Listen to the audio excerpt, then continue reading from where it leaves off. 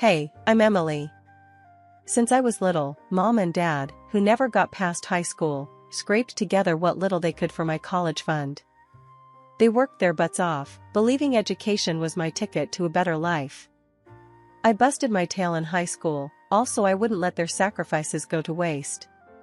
When I got my acceptance letter to study investment management at one of the top colleges, we all cried tears of joy. My college days were hectic, but exciting. I juggled classes and a part-time job tutoring to keep some cash in my pocket. That's how I met Mark. He was a year behind me, kinda struggling with the coursework, and ended up being assigned to me for extra help. "Look, I just don't get this stuff," he'd say, scratching his head and staring down at the finance books like they were written in another language. "You will," I told him. "Just break it down into smaller pieces. Don't try to swallow it whole." Mark was easygoing with a quick smile that made the late-night study sessions less of a grind. He appreciated my help, and we hit it off, chatting about everything from music to our favorite TV shows. It wasn't long before those study sessions turned into coffee outings, then movie nights. One night, we were both at a college party, laughing over cups of cheap beer. "You know, I've always wondered why someone as smart as you hangs out with a dunce like me," he joked, nudging me with his elbow. "Guess I have a thing for lost causes," I shot back, elbowing him right back. We both laughed, and something about that night felt different. Maybe it was the buzz of the party or just the right amount of beer, but I felt myself looking at him differently. We stumbled out of the party together, leaning on each other, half walking, half dancing down the street. "So, what do you say, Em? Want to make this a regular thing?" Mark slurred, his words sloppy, but his eyes serious. I remember laughing, the sound loud in the quiet night. "Are you asking me out, Mark?" "Yeah, I guess I am," he said, and there was a challenge in his tone, like he dared me to say no. "All right, you've got yourself a deal," I replied, and we shook on it, sealing our goofy pact with a high five that turned into us holding hands as we walked. Things with Mark felt natural, easy, like slipping into an old, comfortable pair of jeans. We finished college together, me with my degree that was supposed to open doors, and him just relieved to be done. Our relationship wasn't just built on love, it was built on a deep friendship, the kind you don't find every day. After we tied the knot, things kicked off pretty well for me career-wise.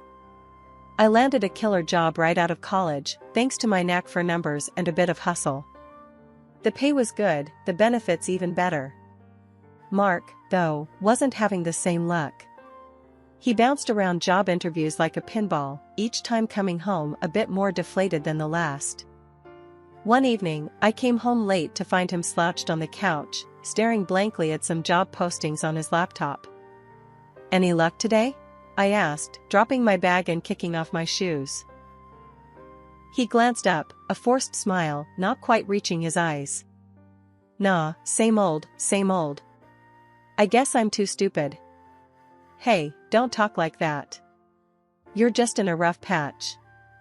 I squeezed his hand, trying to transfer some of my optimism to him. "Look, why don't you take a break from this? Let's go grab a bite. My treat." Mark closed his laptop with a sigh. "Sure, why not? Not like I've got interviews lining up or anything."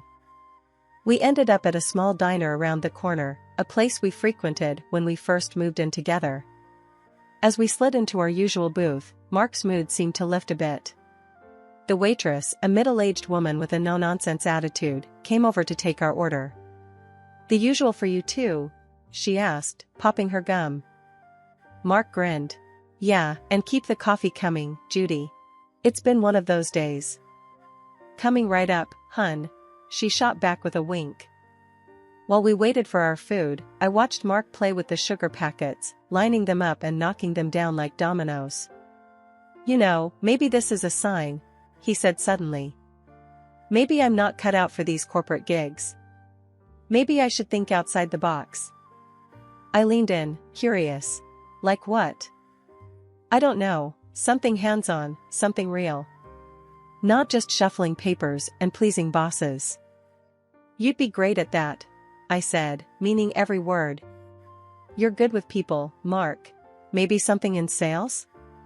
Mark chuckled, his eyes lighting up a bit. That might be a good idea. The conversation drifted as our food arrived, but I could tell something had sparked in Mark. For the first time in months, he seemed to consider the possibilities rather than dwell on the failures. It took a good while, but finally, he snagged a position. Not the dream job by any stretch, and the paycheck? Well, it was nearly half of what I was pulling in. I didn't mind the disparity, I was just glad he found something. But Mark, he took it hard. You could see it ate at him, being the one who brought less to the table. I just never thought I'd be the one being supported, he admitted one night, his voice low, almost drowned out by the hum of the microwave in our tiny kitchen. Hey, it's us against the bills, not you against me. I tried to reassure him, passing him a beer. We're a team, right? Yeah, a team, he echoed, but his half-smile didn't reach his eyes. Over time, though, he seemed to get used to the setup. The weight of paying rent, groceries, and everything in between fell on my shoulders, and I handled it without a fuss. I even splurged on him now and then, fancy gadgets, the kind of clothes he wouldn't buy for himself. Mark got cozy with this arrangement, real cozy. Started pointing out stuff in stores, saying, "Hey, that would look great on me, huh?" I laughed it off, clouded by love, thinking this was just playful banter between us. My colleagues at work saw it differently. He's getting a bit too comfortable, don't you think? They'd hint after I shared stories over lunch. I shrugged off their concerns, figuring they just didn't see the full picture of our marriage. He's been through a rough patch, it's my turn to spoil him a bit. I'd defend him, keeping my tone light. Just when I thought we had our lives on a steady track, the unexpected whacked us upside the head. The investment firm where I was making waves suddenly crashed, bankrupt, out of the blue. I came home that day, my head spinning, papers from HR clutched in my shaky hands. "Mark, you won't believe what happened," I said as soon as I walked through the door. I was met with the sight of him on the sofa, gaming controller in hand, mid-game.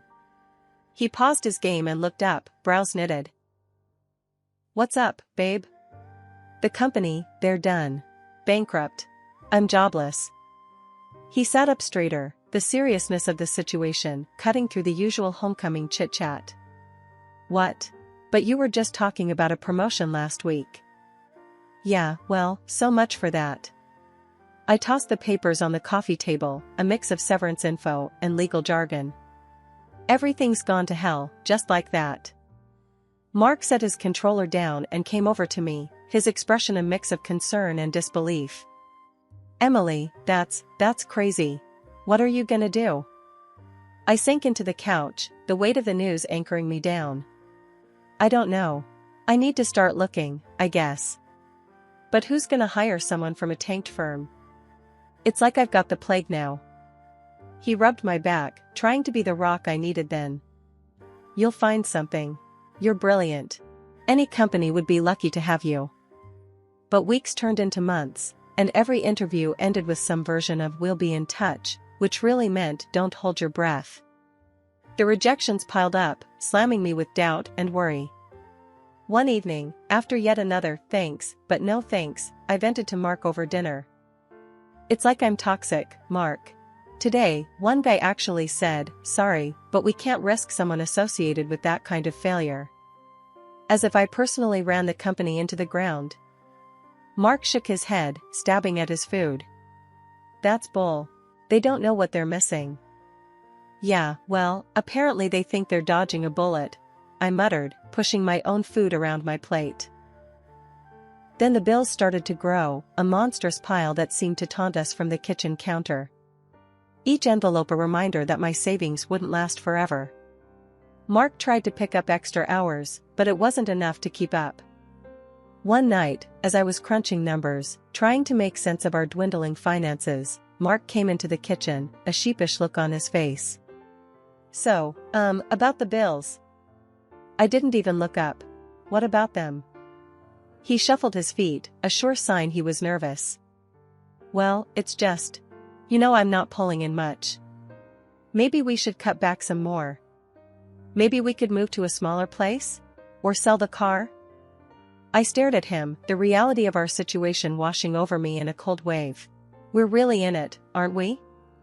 Mark nodded, coming over to wrap his arms around me. We'll figure it out, Em. We always do.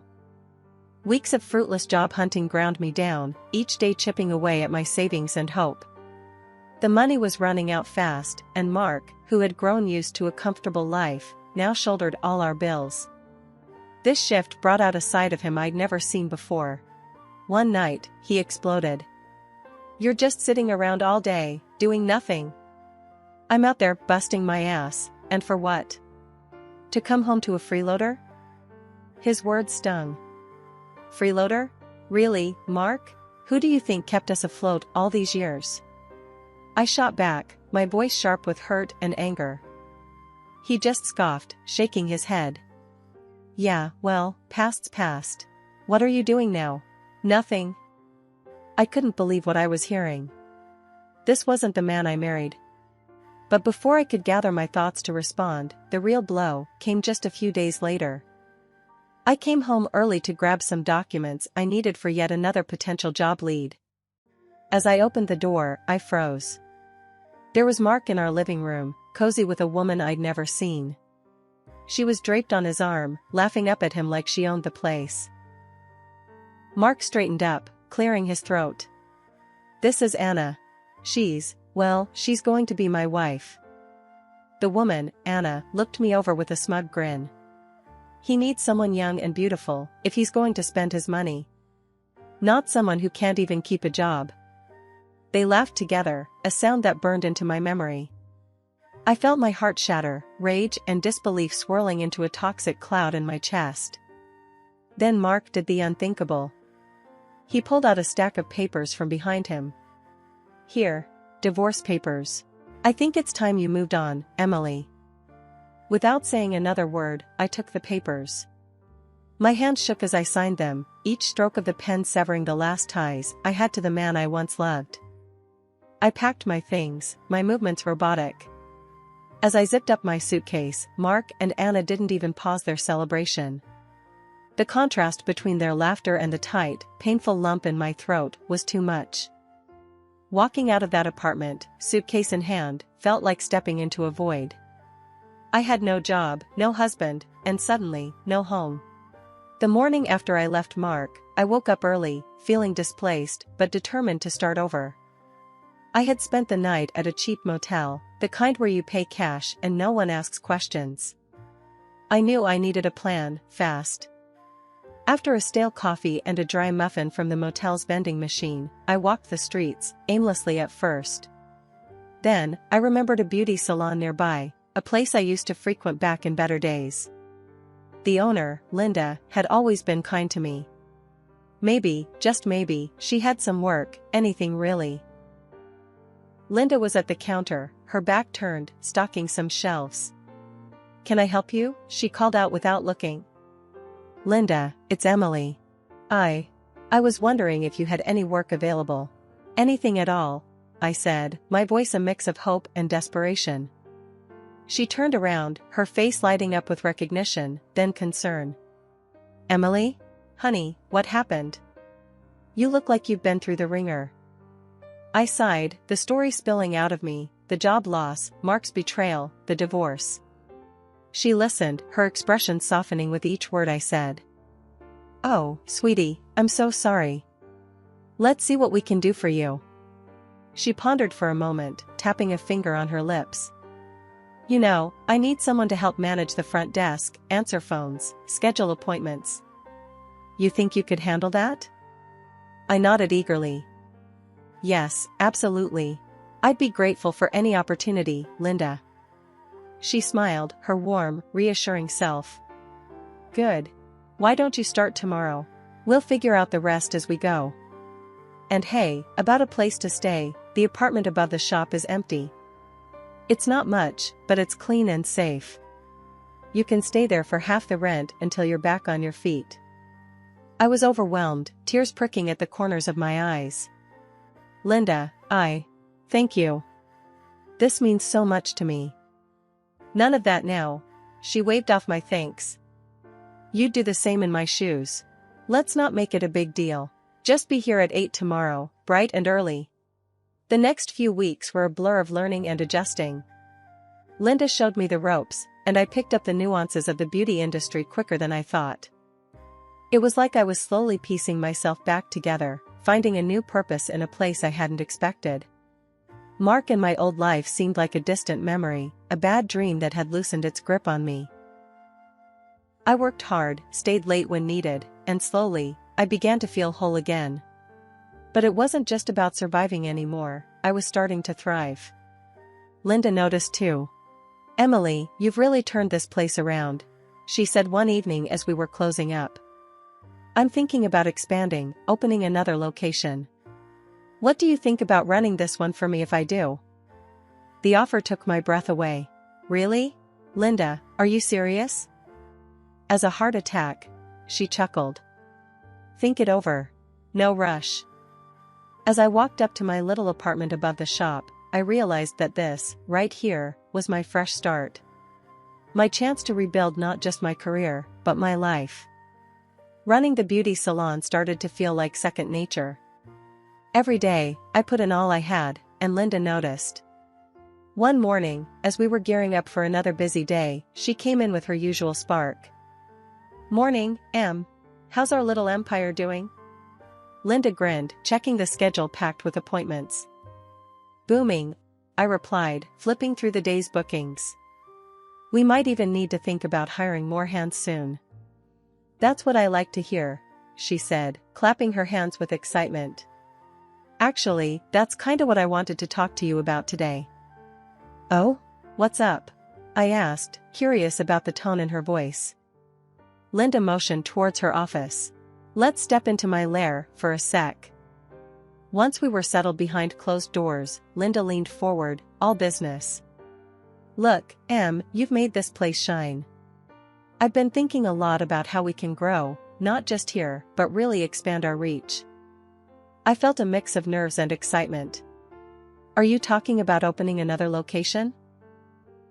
"Not just another salon, Em. I'm talking big. I'm planning a whole network of salons, and I want you in on it, not just as a manager, but as a co-owner. We'd split everything 50-50. Her words hit me like a wave. "Co-owner?" I echoed, the weight of the offer sinking in. "Yes," Linda nodded firmly. "I've seen what you can do, and I trust you. You're ready for this, and I want us to tackle it as partners. What do you say?" The possibility of stepping up like this was both thrilling and daunting. Wow, Linda. I'm honored. And yeah, a bit freaked out." Linda laughed, that hearty sound that always put me at ease. "Good. A little fear keeps you sharp. Think about it, but I'm serious. We could make a real go of this." We hashed out some preliminary ideas right there, brainstorming into the afternoon. The thought of co-owning a business was huge, but with Linda by my side, it felt possible. The next few weeks, I dove into preparations. Hiring, training new staff, and overseeing the salon operations became part of a larger plan. Our clients noticed the positive changes, and the buzz was infectious. Linda and I spent evenings at a local cafe, laptops open, plans sprawling across the table. We talked leases, decor, branding, every detail of our expansion. Finally, the day came to announce our plans to the staff. Everyone gathered around, excited and a bit anxious about the future. "Ladies and gentlemen," Linda started, her voice brimming with pride, "thanks to your hard work, and especially Emily's leadership, we're expanding. And Emily here isn't just going to be your boss. She's going to be my partner in this venture. We're in this together." The team cheered, and I felt a swell of pride and determination. This was my shot, our shot, to build something lasting. It had been 7 years since the divorce, and life had moved on. I was in one of my salons, chatting with Mrs. Peterson, an elderly client who loved getting her hair done here every month. We were laughing about something trivial when the door swung open, and there he was, my ex-husband, Mark, with Anna, the same woman he had left me for. I stiffened, but before I could say a word, Mark burst out laughing, loud enough for everyone in the salon to hear. Look at this, Emily has become just a simple hairdresser. What a waste of all that fancy education. Anna chimed in, her voice dripping with disdain. Yeah, what a total loser. Guess the high-flying job didn't work out, huh? The room fell silent, the air thick with tension. I felt every eye in the place on me, waiting to see how I'd respond. But before I could gather my thoughts, Mrs. Peterson stood up from her chair, her cape still draped around her. She pointed a manicured finger at them, her voice sharp as a tack. You two ought to shut your mouths. This woman here, she waved her hand at me, owns not only this salon but a whole chain of them. She was just named one of the most successful young entrepreneurs in the country. Mark's laughter died in his throat. He looked like he'd been slapped.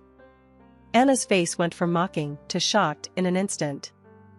And another thing, Mrs. Peterson continued, her eyes narrowing. I live next door to you clowns.